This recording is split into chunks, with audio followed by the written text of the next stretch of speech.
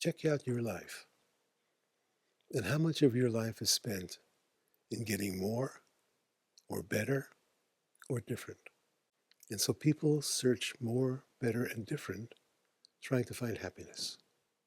No matter how much pleasure, how much success, how much happiness you may discover and realize at any moment, there's something deeper. And that's why we're here. Because in realizing this, you discover true happiness.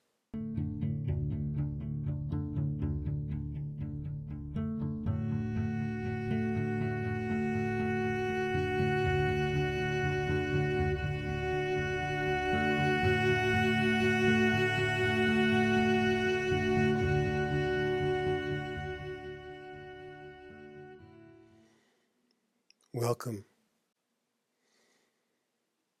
Someone was asking me about world affairs and how in this teaching, which says nothing exists, how does that work? And the tendency is to conceptualize a separation between the world and the real world, between the appearance and the reality. In fact, they're made of the same substance, and one impacts the other. So I've never been interested in personal enlightenment or waking up. I never looked for it. I was looking for how to stop the suffering in this world. And in that, I was given this awakening. And I knew if everybody could experience this, that's the solution. That's how we'll bring world peace and freedom. And so that became my mission. But look at the world in general, and look at the human animal. The human animal runs on animal drives. The drive to survive, the drive to procreate, and the drive to be in a group, to reinforce both procreation and survival. So if you look around at the world today, how many people can say they're really happy? Almost no one. People are not happy. They're not satisfied. They want more, or they want different, or they want better. It's one of those.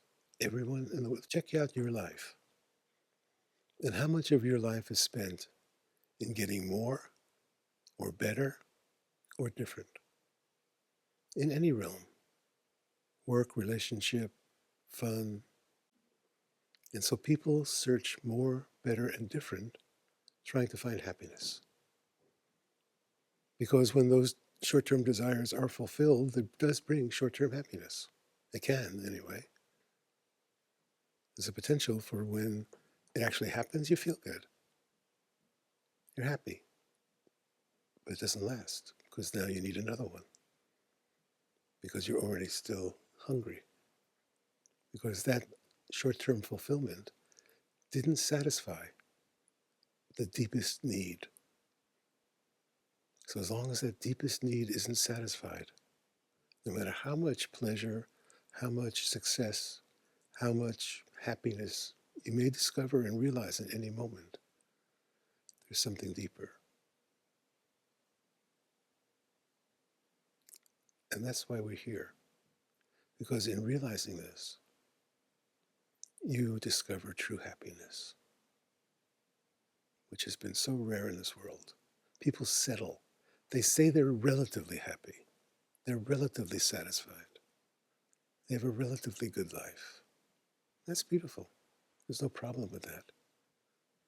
But it's also not fulfilling your potential to have a happy life, a fulfilled life, a life of liberation and creativity and peace. A life where love expresses itself through your human form. So we all have this potential to express our own innate nature through the limited mind-body that we are incarnate in. And that's what we all want. But the very wanting of it is the obstacle. As long as you're wanting something, that's more, better, and different. Whether you want God, you want freedom, you want realization, that's still a kind of more, better, and different, except if what you're wanting is something real, like really wanting God or freedom or realization. You give everything to that. And that takes you home. My teacher said the very arising of the desire for freedom is freedom itself. Just follow this desire back to its root, and there's freedom.